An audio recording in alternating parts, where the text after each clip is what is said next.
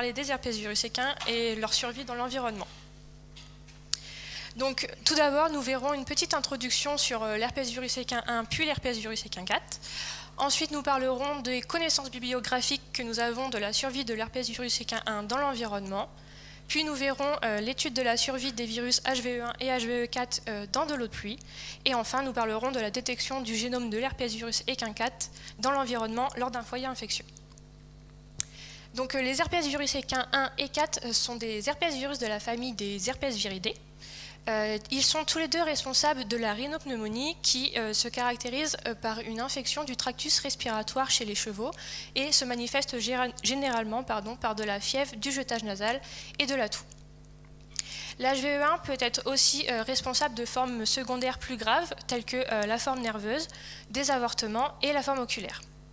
Tandis que l'HVE4 est retrouvé rarement dans des avortements et aussi parfois pour quelques formes oculaires.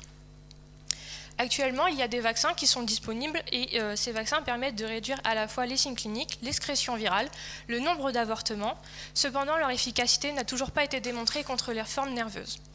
Ajoutez à cela la faible couverture vaccinale sur le territoire français, les mécanismes d'échappement du virus et la capacité de latence des herpès virus équins et donc de potentielle réactivation sur le terrain, ces deux virus sont particulièrement redoutés. Donc, à notre connaissance, il y a aujourd'hui seulement 3 articles qui traitent de la survie de l'herpès virus équin 1 dans l'environnement. Je vous ai juste mis ici deux figures à titre indicatif, mais pour faire un petit résumé, nous savons maintenant que l'herpès virus équin 1 peut survivre jusqu'à 2 ans à moins 40 degrés, jusqu'à 7 jours sur du bois, jusqu'à 21 jours à une température de 4, 20 ou 30 degrés, et aussi jusqu'à, par exemple, 48 heures sur du cuir. Donc, en ce qui concerne l'étude de la survie des herpès virus équin 1 et 4 dans de l'eau de pluie, pour cela, nous avons récolté de l'eau de pluie que nous sommes venus contaminer expérimentalement in vitro au laboratoire, soit avec une souche d'herpès virus équin 1, soit avec une souche d'herpès virus équin 4. Ces solutions contaminées ont ensuite été disposées dans 3 plaques différentes et ces plaques ont ensuite été incubées soit à 4 degrés, 20 degrés ou 34 degrés afin de mimer les températures des différentes saisons. Ensuite, des prélèvements ont été effectués, donc de J7 à J28 pour l'HVE1 et de 3 jours à 28 jours pour l'HVE4. L'ensemble de nos prélèvements ont ensuite été analysés par PCR pour quantifier la charge virale ou par culture cellulaire classique ou en temps réel. Et nous avons des limites par rapport à ce protocole. La première est que les PCR, donc les systèmes PCR actuels, permettent de détecter le génome des virus. Cependant, nous ne savons pas si la détection du génome veut dire que le virus est vivant. C'est pour cela que nous avons couplé l'analyse de nos résultats avec de la culture cellulaire qui nous permet de dire si nos virus sont vivants. Cependant, il reste toujours la question de savoir si la détection de virus vivants in vitro entraîne un virus vivant infectieux in vivo, donc qui serait capable d'entraîner une infection chez l'animal. Donc ici, je vous présente les résultats de l'étude de la survie de l'herpès virus équin 1 dans de l'eau de pluie à 20 degrés. Et donc vous avez ici un graphique qui représente la prolifération cellulaire en fonction du temps, avec notamment une courbe verte qui est notre contrôle de cellules et qui se caractérise en microscopie par un tapis cellulaire confluent avec des cellules dermiques fines et allongées. Ensuite, nous avons une courbe contrôle avec le virus infectieux, donc le virus HVE1 infectieux, qui se caractérise, lui, en microscopie par l'apparition d'ECP. Ces ECP sont caractéristiques d'un décollement et d'un ballonnement de nos cellules. Ensuite, sur le graphique, vous avez les différents temps de prélèvement, donc l'HVE1 dans de l'eau de pluie pendant 7 jours, puis 14 jours, puis 21 jours. Et lorsque nous regardons nos résultats, nous pouvons voir que l'HVE1 est capable de persister et de garder sa capacité d'infection après 14 jours dans de l'eau de pluie à 20 degrés.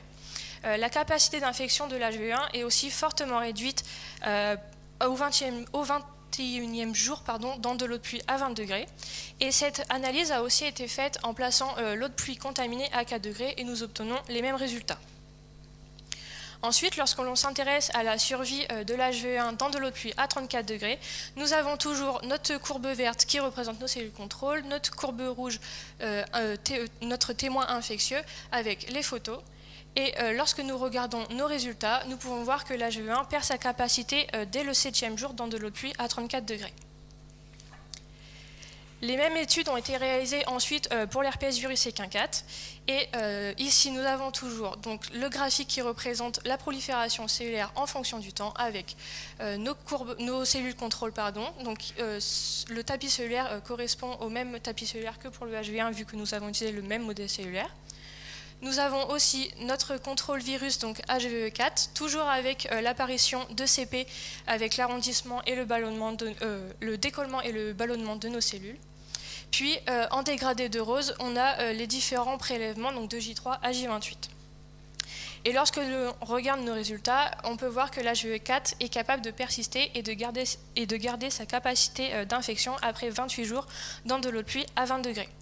À nouveau, la même étude a été réalisée pour l'HVE4 dans de l'eau de pluie à 4 degrés et nous obtenons les mêmes résultats. Ensuite, nous avons fait la même chose pour la persistance du virus dans de l'eau de pluie à 34 degrés, donc toujours avec notre courbe contrôle en vert et notre courbe contrôle en rouge. Et ici, nous pouvons voir que l'HVE4 est capable de persister et de garder sa capacité d'infection jusqu'à 5 jours dans de l'eau de pluie à 34 degrés. La capacité d'infection du virus est fortement diminuée à partir de 7 jours à 34 degrés en eau de pluie et le virus n'est plus infectieux à partir de 14 jours en eau de pluie à 34 degrés. Donc je vous ai remis ici en plus grand les photos des J5 donc de l'eau de pluie à 34 degrés et de l'eau de pluie à 14 jours. Donc on peut voir qu'à 14 jours, les cellules ont un aspect par rapport aux cellules contrôle, donc fines et allongées. Il n'y a pas les ECP visibles et donc on peut dire que le virus n'est plus infectieux in vitro. Donc ensuite, avant de vous présenter les résultats concernant la détection du génome de l'HVE4 dans l'environnement d'un foyer infectieux, je veux vous présenter le contexte de notre étude. En fait, un nouveau cheval a été introduit suite à son achat dans un barn de 16 box. Le J0 de notre épisode-ci commence par les premiers symptômes de ce cheval. Et en fait, le lendemain de ces premiers symptômes, 6 chevaux ont dû être entrés dans le même barn pour cause de blessures. Malheureusement, à J2, le cheval nouvellement introduit présentait de plus en plus de symptômes d'un problème respiratoire. Il a donc été testé pour l'HVE4 et le prélèvement est revenu positif. Lorsque nous sommes retournés dans l'élevage à J+11 pour commencer notre étude terrain, nous nous sommes aperçus que les 7 chevaux qui étaient présents eux aussi dans le barn étaient devenus positifs à l'EHV4. C'est pour cela qu'avec le vétérinaire et le propriétaire, nous nous sommes mis d'accord pour faire des prélèvements donc, dans l'environnement de ce barn. Et nous avons donc pu écouvillonner différents points de prélèvement tels que des mangeoires, des murs, du foin, des abreuvoirs, des grilles, un interrupteur et même les poils de certains chevaux. Nous pouvons voir que tous nos échantillons ont des PCR positives aux différents temps de prélèvement et qu'il y a aussi des échantillons qui sont fortement chargés. Donc les résultats que vous voyez dans ce tableau correspondent aux valeurs de CT. Et pour vulgariser, les valeurs de CT sont inversement proportionnelles à la quantité de virus que l'on retrouve dans nos prélèvements.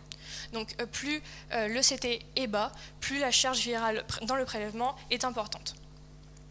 Ensuite, lorsque nous intéressons par exemple à la grille entre le cheval 10 et le cheval 11, où nous retrouverons de fortes quantités de virus, nous pouvons suspecter qu'il y a un lien entre l'excrétion virale par le cheval et la détection de l'EHV4 dans l'environnement.